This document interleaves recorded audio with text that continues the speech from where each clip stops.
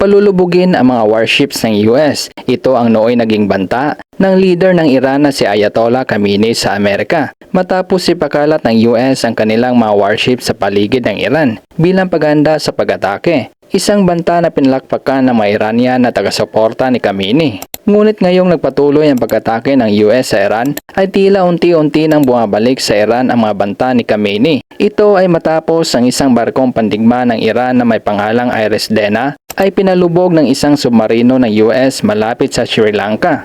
Ang barko umanong ito ay lumahok sa mga pagsasanay sa hukbong dagat na pinangungunahan ng India na may 130 tripulante na pauwi na sana ng Iran. At habang binabaybay nito ang international na katubigan sa karagatang Indian, ay hindi nito inakala na inabangan na pala sila ng submarino ng US at agad na tinira ng isang torpedo. Makikita pa sa video na inilabas ng US na umangat pa ang nasabing barko matapos itong tamaan ng torpedo. Na-recover ng hukbong dagat ng Sri Lanka ang 87 bangkay at 32 ang nailigtas na sinasabing sila ang mga Iranian crew ng lumubog na barko. Sinabi ng hukbong dagat ng Sri Lanka na tumugon sila sa isang distress signal mula sa Iris Dena. Ngunit nang makarating sila sa lokasyon ay wala ng senyales ng barko at mga patak ng langis at mga madaragat na lumulutang sa tubig na lamang ang kanilang naabutan. Ang mga nailigtas na madaragat ay dinala sa isang ospital sa bayan ng Galye sa katimugang baybayin ng Sri Lanka. Sa kabila nito, ang kalihim ng depensa ng US na si Pete Hegseth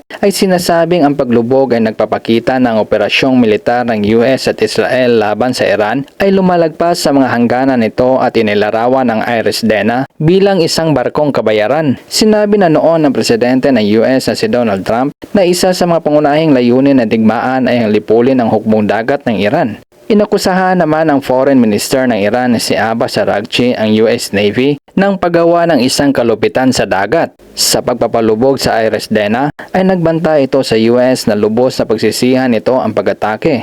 Sa kabilang banda ay sinusubukan naman ngayon ng gobyerno ng Sri Lanka na pangalagaan ang mga buhay sa isa pang barkong Iranian sa baybayin nito na sinasabing ang pangalawang barko ay nasa economic zone na lampas na sa katubigan teritoryo ng Sri Lanka. Ayon sa ulat, ang pangalawang barkong pandigma na may pangalang Irene Bosher ay may sakay na mahigit 100 tripulante at patungo sa parehong lugar kung saan winasak ng submarino ng US ang Iranian frigate na Iris Dena. Nangangamba ang gobyerno ng Sri Lanka na maaring matarget din ang pangalawang barko sa parehong paraan. Ang nasabing pangalawang barkong pandigma ng Iran ay bahagi umano sa 3 barko ng bansa na sumali sa mga pagsasanay sa India na ngayon ay pabalik na sa Iran. Subalit nakipag-ugnayan ang pangalawang barko sa otoridad ng Sri Lanka na nagkakaroon ito ng problema sa makina at humihiling na dumaong sa daungan. Samantala, ang gobyerno ng Sri Lanka ay hindi naman nagdadalawang isip na payagan ang kahilingan sa mga tripulante ng barko at gusto nito na saka na ito bumalik sa Iran kapag natapos na ang digmaan. Ayon naman sa US Central Command na tinatayang nasa mahigit 20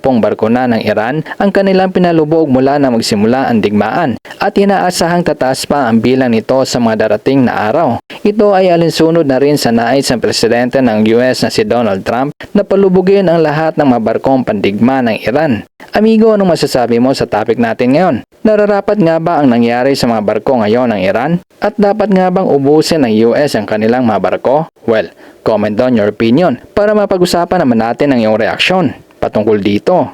Well, kung nagustuhan mo ang topic natin ngayon, amigo, at kung bago ka pa lang sa akin channel, ay huwag mo naman kalimutang i-like ang video na ito at i-click mo na rin ang subscribe at bell button. Maraming salamat, amigo.